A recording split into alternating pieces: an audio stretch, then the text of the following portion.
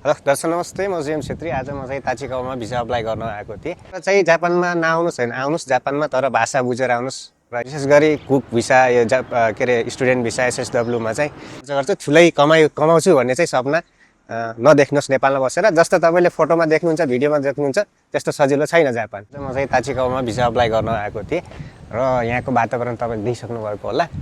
एकदमै सुन्दर, चिसो, अनि त्यहाँपछि हावा चलिरहेको छ। अनि यहाँको वातावरणमा यहाँको सरसफाइ तपाईँहरूले हेर्नुभयो भने एकदम चिटिक्क, हिँड्दा पनि धुलो नलाग्ने ठाउँ भनेको जापान हो। एकदम नियम कानुन अनुसार हिँड्नुपर्छ र एकदम राम्रो ठाउँ, ठिकै छ। यहाँ मान्छे चाहिँ यस्तो भनेपछि, मान्छे कस्तो भनेपछि मान्छे गरिब देश धनी, ट्याक्सले चलेको देश हो, तर एकदमै राम्रो, रुल्स अनुसार हिँड्नुपर्छ।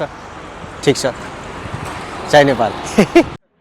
अर्को कुरा चाहिँ जापानमा नआउनुहोस् होइन, आउनुहोस् जापानमा, तर भाषा बुझेर आउनुहोस् र यहाँको नियम कानुन बुझेर आउनुहोस् आउनुभन्दा अगाडि। किनभनेपछि अब सबै कानुन नियम अनि यहाँको भाषा बुझे तपाईँलाई सजिलो हुनेछ। र विशेष गरी कुक भिसा, यो के अरे स्टुडेन्ट भिसा एसएसडब्ल्यूमा चाहिँ अब त्यही हो, धेरै कमाउने सपना चाहिँ नदेख्नुहोस्। ट्याक्स सबै तिरेर त्यति साह्रो बस्दिनँ, कम बस्छ।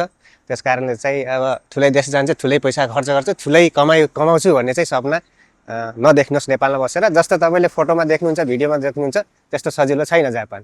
त्यही भएर सबै सोचेर आउनुहोस्, भाषा सिकेर आउनुहोस् र सबै कुराहरू आफ्नो हातमा सिप लिएर आउनुहोस्। जुनै पनि देशमा जानको लागि चाहिँ त्यो तपाईँको हातमा चाहिँ सिप हुनुपर्छ र तपाईँको भाषा चाहिँ हुनुपर्छ।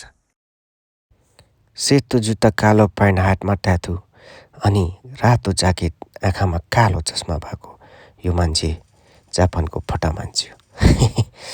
यसो रमाइलो गरियो, मनलाई फ्रेस गरियो, बाहिर घुमेर आजको दिन चाहिँ यसरी टाइम पास गरियो। धन्यवाद सम्पूर्णलाई। Video action. ल, यो मान्छे त यहाँ आएर बसिरहेको छ, किदै खोजिरहेको छु। यहाँ तिमी कहाँ हिँड्दा पागल जस्तो राति रातिमा? के भयो? टेन्सन छ। टेन्सन भन्नु परेन, रुम छोडेर हिँड्ने त नि। विदेश आइसकेपछि सबै कुराहरू सोच्नुपर्छ। के कुरा सोच्नु पर्यो? फोन आएको आइछ त अनि